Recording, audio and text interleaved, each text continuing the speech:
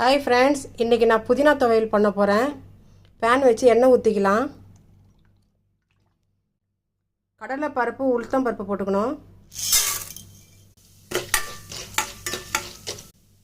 பச்சை மிளகாய், பூண்டு, இஞ்சி, கொஞ்சம் கருவேப்பிலை, ஒரு கட்டு புதினா,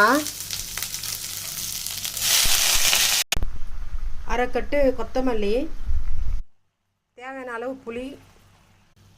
நல்லா வதங்கி வந்துடுச்சு. இப்போ ஒரு தட்டில் போட்டு ஆற வச்சு அரைச்சிக்கலாம்.